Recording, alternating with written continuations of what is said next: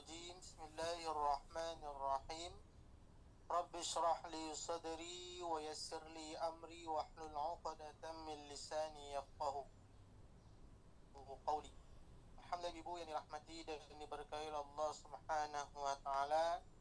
Sebelumnya kita sudah selesai membahas tentang yang berkaitan dalam membaca Al-Qur'an.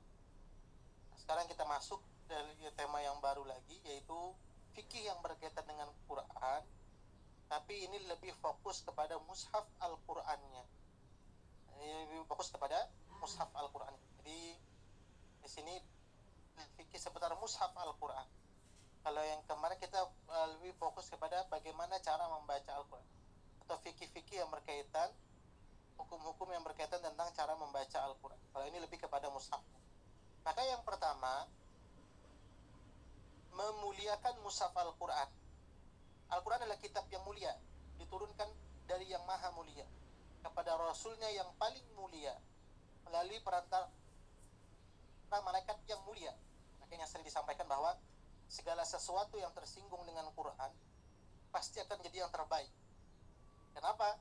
Al-Quran adalah kitab yang paling mulia. Jadi kalau ada buku di dunia atau kitab-kitab apapun di dunia ini, maka teratas itu adalah paling mulia, itulah Al-Quran. Diturunkan dari yang maha mulia. Apa yang maha mulia? Allah Subhanahu wa ta'ala. Disampaikan kepada Rasul yang paling mulia dan melalui perantara malaikat yang paling mulia. Semuanya terbaik. Kitabnya paling terbaik. Allah maha mulia. Rasul paling mulia. Malaikat yang menurunkan juga mulia. Turunkannya bulan mulia. Kemudian ketika tersinggung dengan tempat-tempatnya pun jadi mulia. Makkah dan Madinah. Maka begitu juga orang yang selalu dekat dengan Quran akan kemuliaan itu akan hinggap. Maka dia Al-Quranul Karim. Karim itu mulia. Kemuliaan, sifat kemuliaan akan menempel pada orang yang membaca. Menghormati dan menjaga mushaf Quran merupakan kewajiban bagi setiap muslim. Ini mushaf Al-Quran ini. Sebaliknya, menghinakan merupakan suatu perbuatan yang haram. Maka sebagian orang terkadang mereka itu tidak boleh. Bahkan saya pernah langsung melihat ada syekh pakar Al-Quran di Mekah ketika itu di Masjid Nabawi.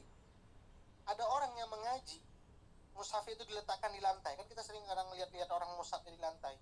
Itu salah satu dipukul itu. Nah, ketika itu beliau marah. Kemudian dipukul tangannya, jangan letakkan Quran di lantai. Maka kalau kita lihat kembali ke zaman dahulu ya, mungkin zaman dahulu saya juga ketika masih kecil tuh Quran itu betul-betul dimuliakan, dicium. Ketika ngaji, cara megangnya pun dipangku seperti hal yang sangat berharga. Ini adalah suatu yang mulia. Nah, kalau zaman sekarang seperti gini-gini saja. Maka sebelumnya saya sampaikan bahwa Quran ini adalah kitab mulia. Cara membukanya, cara memegangnya. Bahkan sebagian ulama tuh melarang membuka Quran itu dengan air liur. Zaman sekarang kan orang banyak ya Bu ya. Seperti buka-buka buku, kalau sulit kertas itu dibuka dengan air liur. Maka kata para ulama, jangan dicampurkan hal yang mulia ini dengan sesuatu yang air liur itu mungkin bau. Maka sebagian ulama lebih baik dia sakit gigi dibandingkan harus membuka mushaf Quran dengan air liurnya.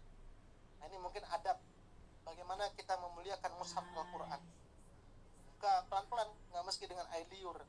Ini kebanyakan, mungkin orang-orang tua dulu atau mungkin ya zaman sekarang masih kita banyak kita lihat bagaimana cara memegangnya tidak memuliakan Quran, membukanya tidak memuliakan Quran, meletakkannya juga tidak memuliakan Quran.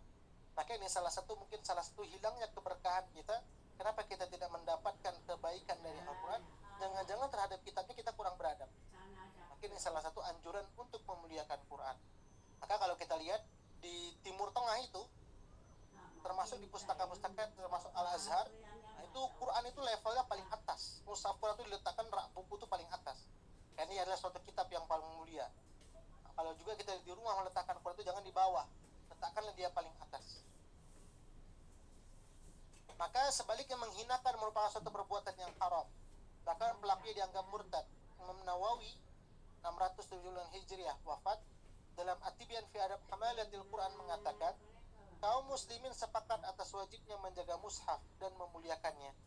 Para ulama kami Syafi'iyah yang lainnya mengatakan bahwa jika seorang muslim mencampakkan ke dalam kotoran, maka waliya'udzubillah, kita meminta perlindungan kepada Allah, maka orang tersebut menjadi kafir. Mencampakkan mushaf, melempar mushaf. orang zaman dulu, walaupun ini tidak ada dalilnya, bagaimana orang yang zaman dahulu ketika Quran itu jatuh mereka masak pulut. Saya nggak tahu kalau tradisi Sumatera itu seperti teman di Medan atau Bu Neti yang orang Medan, ada pernah nggak dengar kalau orang yang zaman dulu itu kalau Quran jatuh tuh mereka masak pulut karena meranggap itu menghinakan Quran. Saya nggak tahu kalau daerah lain. Ini Bu Neti ada atau Bu Neti yang mungkin sama-sama tinggal di Medan pernah dengar nggak seperti itu zaman dulu? Kalau zaman saya kecil tuh ada, tapi zaman sekarang nggak ada. Jadi kalau begitu Quran itu jatuh, ibu, terbanting, itu merasa dosanya besar sekali. Kemudian mereka tuh akhirnya memberi makan kepada orang. Seperti itu, walau itu nggak ada anjurannya. Tapi begitulah rasa hormatnya ketika mereka dengan Quran. Zaman sekarang udah nggak ada lagi. Jadi kalau dulu tuh ya Allah betul-betul ketika jatuh itu betul dicium Quran, diangkat, merasa berdosa. Disitulah salah satu anjuran kita memuliakan Quran, mushafnya. Maka orang tersebut menjadi kafir. Mereka juga berkata bahwa haram menjadikannya sebagai bantal. Quran dijadikan bantal, ditumpuk-tumpuk jadi bantal. Bahkan menjadi kitab ilmu sebagai bantal adalah haram. Bahkan sebagian ulama itu tidak boleh Quran itu ditimpa dengan buku-buku yang lain. Atau kita sering juga meletakkan handphone di atas Quran. Jadi Quran itu nggak boleh dia jadi bantalan. Baik bantal untuk diri kita atau meletakkan sesuatu di atas Quran. Nah, ini salah satunya. Bagaimana kita memuliakan Quran. Bahkan menjadikan kitab ilmu sebagai bantal adalah haram. Sunnah berdiri menyambut. Nah, contoh ketika ada orang memberikan Quran. Biasa kalau kita ada hal yang mulia, pejabat datang, mereka datang, kita dianjurkan apa ibu? Kalau ada pejabat lewat, kita dianjurkan yang berada di sekitarnya untuk apa itu? Berdiri atau duduk? Berdiri, Ustaz. Berdiri. Lagu Indonesia Raya saja ketika dinyanyikan, karena sakralnya, kita dianjurkan untuk berdiri.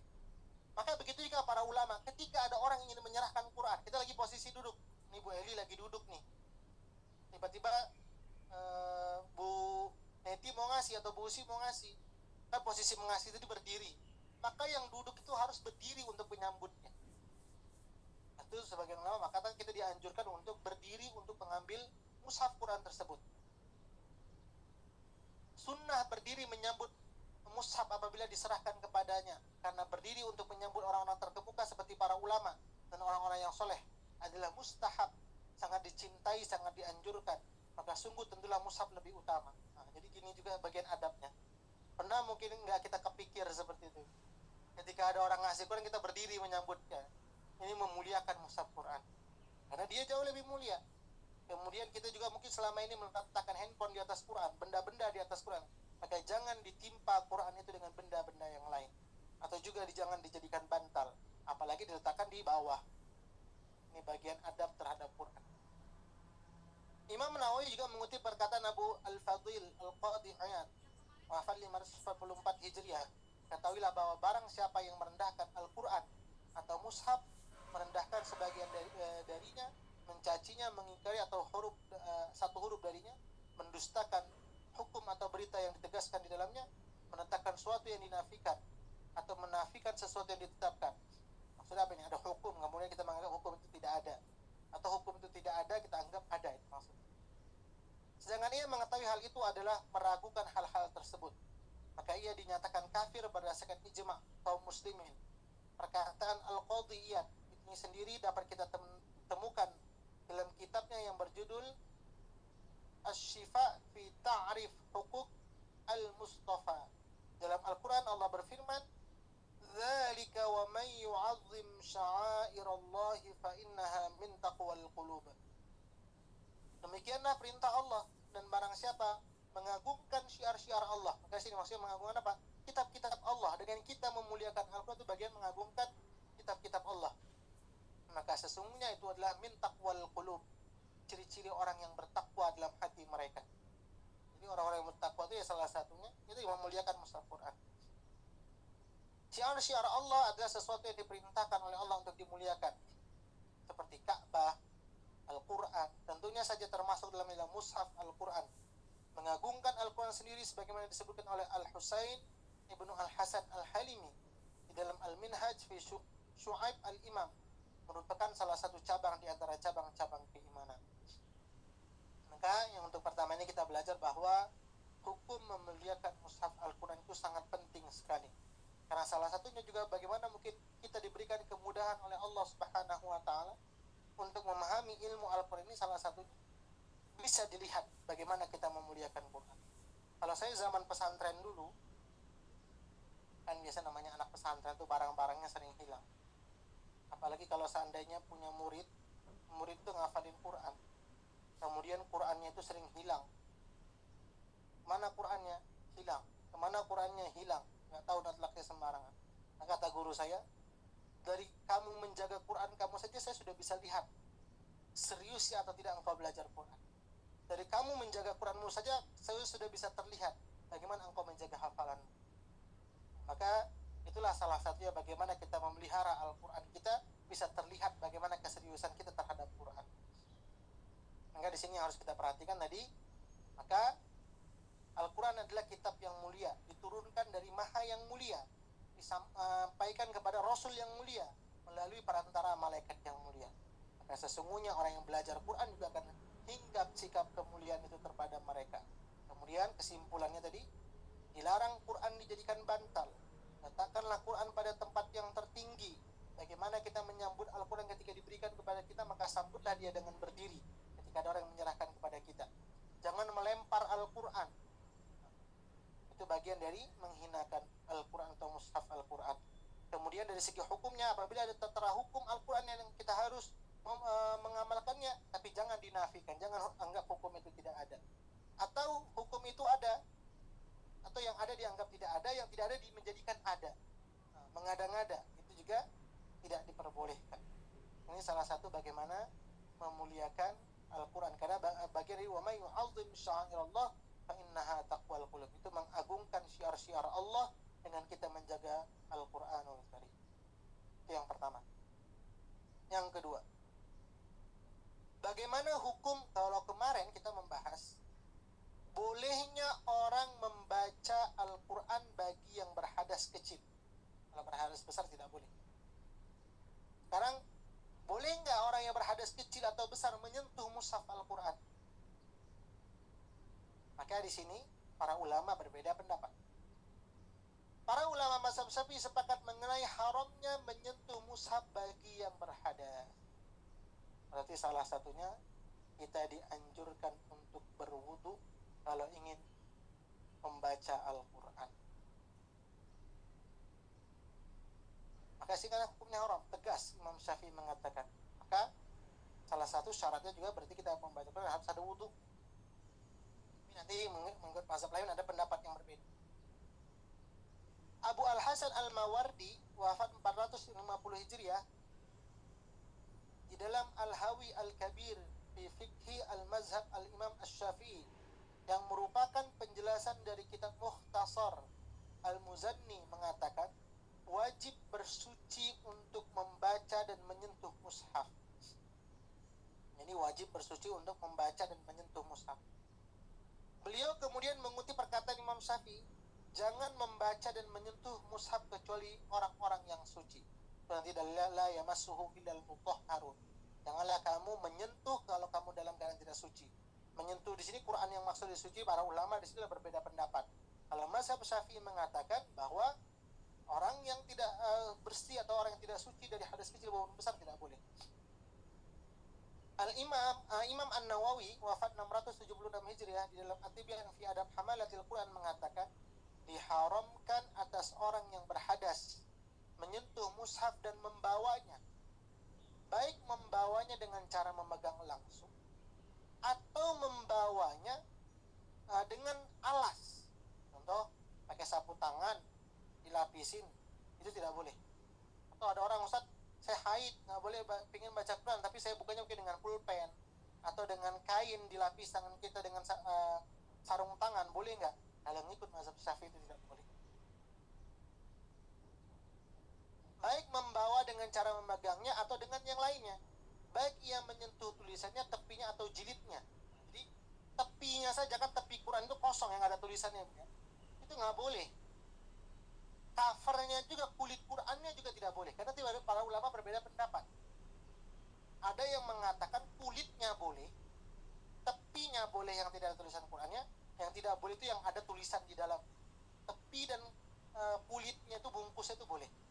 Tapi kalau mengikut mazhab Syafi'i, tepinya covernya juga itu tidak boleh. Baik membawa dengan cara memegangnya atau dengan lainnya, baik ia menyentuh tulisannya tetapi tepinya atau jilidnya. Ini sampul yang masuk. Lebih jelas lagi dalam Al-Majmu' Syarah Al-Muhadzab, beliau menuliskan haram bagi orang yang berhadas menyentuh dan membawa mushaf Al-Quran, baik ia membawa dengan gantungan, dengan lengannya, atau di atas kepalanya, diletakkan di atas kepalanya nggak tersentuh, ditaruh di kepala gini, maka juga nggak boleh. Al-Qadhi Husain Al-Mutawalli meriwayatkan pendapat lain bahwa dengan gantungan itu dibolehkan. Ada pendapat Al-Mutawalli, bagaimana kalau dilapis dengan sarung tangan, atau cara membukanya dengan benda atau pulpen, atau dengan gantungan, maka pendapatnya boleh. Sini para ulama berbeda pendapat. Tetapi adalah pendapat minoritas yang lemah dalam mazhab Syafi'i.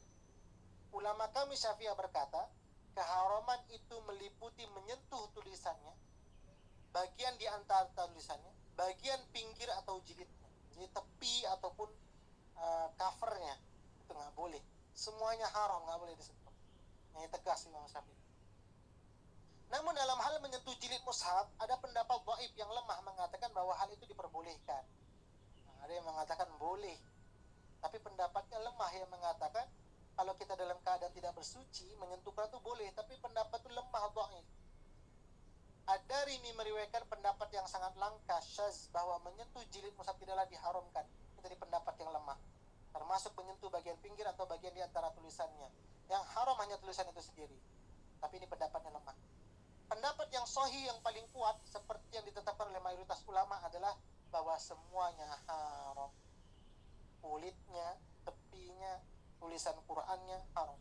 Di antara yang menjadi dalil adalah firman Allah dalam surah Al-Waqi'ah ayat 56. Innahu laqur'anun karim fi kitabim maknun la yamassuhu illa al-mutahharun tanzilun min rabbil alamin. Sungguh Al-Quran adalah bacaan yang sangat mulia pada kitab yang terpelihara di Lauhil Mahfuz. Tidak menyentuhnya kecuali orang-orang yang disucikan. Di sinilah para ulama imam mazhab itu berbeda pendapat. Kalau Imam Syafi'i, ya mushafnya. Kalau menurut mazhab yang lain, itulah yang ada di Lauhil Mahfuz, yang nggak bisa kita sentuh, harus dalam keadaan suci. Maka di sini para ulama berbeda pendapat. Tapi yang pendapat yang paling kuat itu nggak boleh sentuh. Diturunkan dari Rabbil Alamin. Al-Qiyya Al-Harasi Al-Syafi'i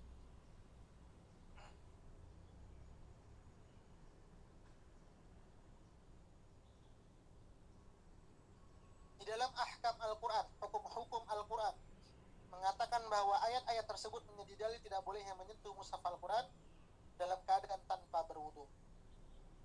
Di dalam tafsir Jalalain juga dijelaskan bahwa kata la yamassuhu merupakan kalimat khabar yang bermakna larangan. Dengan ini maksud dengan kata al-mutahharun adalah orang-orang yang mensucikan dirinya dari hadas. Syekh Nawawi Al-Battani wafat 1316 Hijriah dalam Marah Labid di Kasyaf Makna Al-Quran Al-Majid, ketika menafsirkan ayat 79 di atas juga memberikan penjelasan yang hampir sama. Tidak boleh menyentuh mushaf Al-Quran dalam keadaan berhadas, maka hukumnya haram bagi orang yang berhadas atau tidak bersuci terlebih dahulu. Memang ada sementara ulama sebagaimana disebutkan oleh Al-Qurtubi di dalam Al-Jami' di Ahkamil Quran, yang memahami bahwa dhamir dalam kata yamassuhu pada ayat 79 di atas kembali kepada Al-Quran yang berada di Lauhil Mahfuz tadi. Anda sebagai memang berpendapat Quran yang ada di Lauhil Mahfuz, bukan di dunia ini. Sedangkan kata al-mutahharun diartikan sebagai malaikat, sehingga ini tidak menunjukkan larangan bagi orang yang berhadas untuk menyentuh mushaf Al-Quran. Namun sebagaimana dijelaskan oleh Imam Nawawi dalam Al-Majmu', pendapat ini dibantah oleh ulama Syafi'iyah, bahwa dengan adanya kata tanzilun diturunkan kepada ayat 80 adalah saja sudah sangat jelas menunjukkan bahwa yang dimaksud adalah mushaf Al-Quran yang ada di dunia. Beliau juga menjelaskan bahwa meskipun kalimat la yamassuhu berbentuk khobar, kalimat berita nampak dengan didhammahkan huruf sin, bukan berbentuk nahyi, kalimat larangan, tandanya adalah dengan difathahkan huruf sin. Tetapi tidak sedikit juga terkadang kalimat khobar bisa bermakna nahyi, larangan. Bagaimana sudah dimaklumi dalam tata bahasa Arab, misalnya dalam ayat la tudarra walidatun biwaladiha, janganlah seorang ibu menderita kesengsaraan karena anaknya. Al-Baqarah 233. Sementara itu, jika ada yang membantah bahwa kalaupun benar ayat tersebut menunjukkan keharusan berwudu sebelum menyentuh mushaf Al-Quran, maka seharusnya lafaz yang digunakan untuk menunjukkan pelakunya adalah al-mutatahhirun, bukan al-mutatahhirun. Nah, ini memang pendapat ulama memahami ayat tersebut. Maka Imam Nawawi menjelaskan bahwa sebenarnya kedua kata tersebut masing-masing memang bisa digunakan untuk menyebut orang-orang yang berwudu, al-mutawaddi'.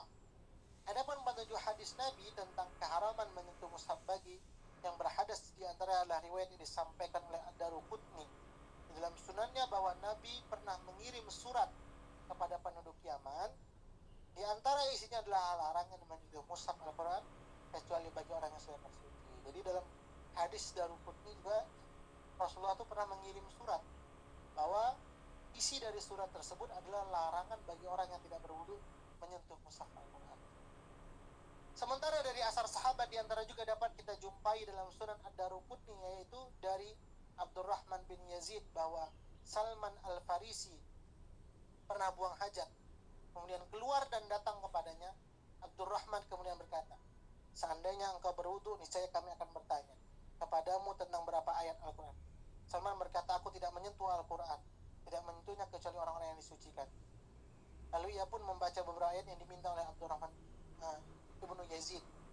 Bahwa Az-Zuhaili dalam fikih al-Islami wa adilatulu ketika menjelaskan keharaman menyentuh mushaf bagi yang berhadas, beliau memberikan sebuah alasan, karena memuliakan Al-Quran adalah wajib dan tidaklah termasuk sikap memuliakan jika menyentuh mushaf dengan tangan dalam keadaan berhadas.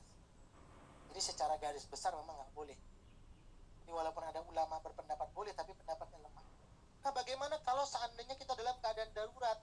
Lain lagi kajinya kalau sudah dalam darurat. Jadi segala apapun yang dalam keadaan darurat itu hukum bisa berubah, seperti orang kelaparan, tiba-tiba di tengah hutan nggak ada makanan, yang ada cuma yang makanan diharamkan, maka hukum jadi bisa berubah. Begitu juga bagaimana hukum menyentuh mushaf sedangkan kita berhadas tapi dalam keadaan darurat, ini gimana? Maka kembali Imam Syafi'i mengatakan diperbolehkan menyentuh mushaf kalau dalam keadaan darurat berhadas, baik berhadas besar maupun berhadas kecil. Contoh, ada orang buang mushaf, kita tangkap, atau Quran terjatuh kita ambil, atau kita belum berwudu tapi ingin ke toilet, minta titip ke teman tadi belum berwudu, maka tetap boleh kalau memang dalam keadaannya darurat. Jadi sini penjelasannya. Dan memegang mushaf jika memang keadaannya darurat, misalnya ketika seorang melihat mushaf terjatuh, melihat mushaf nyaris tenggelam, dan lain sebagainya. Dalam keadaan seperti itu, seorang yang berhadas bukan hanya boleh memegangnya, tapi justru menjadi sebuah keharusan. Tiada lain demi memuliakan Al-Quran itu sendiri. Adapun jika seorang takut sebuah mushaf akan terbakar, tenggelam atau jatuh, atau di tangan orang kafir yang dipermainkan, maka kita belum berwudu, maka boleh sekiranya memang kedaruratan itu menurunkan hakikat kemuliaan dari Al-Quran, maka kita boleh. Al-Quran ada orang yang ingin terbakar, maka kita boleh. Ini mushaf Quran. Nah, bagaimana? Tadi kan kalau mushaf Quran yang ada ayat Quran. Bagaimana kalau kaligrafi yang ada di rumah kita nggak berwudu? Atau dari mushaf yang ada di handphone kita nggak berwudu? Ini gimana lagi hukumnya? Atau kaligrafi yang ada di rumah? Kan kita sentuh ayat Qurannya itu, contoh lagi bersih-bersih rumah ada ayat Quran, tapi dia kaligrafi. Bagaimana? Maka di sini kata para ulama, yang maksud diharuskan kita dalam keadaan bersuci yaitu mushaf Al-Quran. Kan kalau kaligrafi itu kira-kira dijadikan ayat di atas untuk membaca sebagai ibadah rutinitas yang akan kita jadikan untuk belajar, atau sekadar jadi hiasan rumah. situ memahami. Kalau memang ayat mushaf Quran yang dijadikan di dinding rumah itu sesuatu yang untuk dipelajari, maka harus berwudu.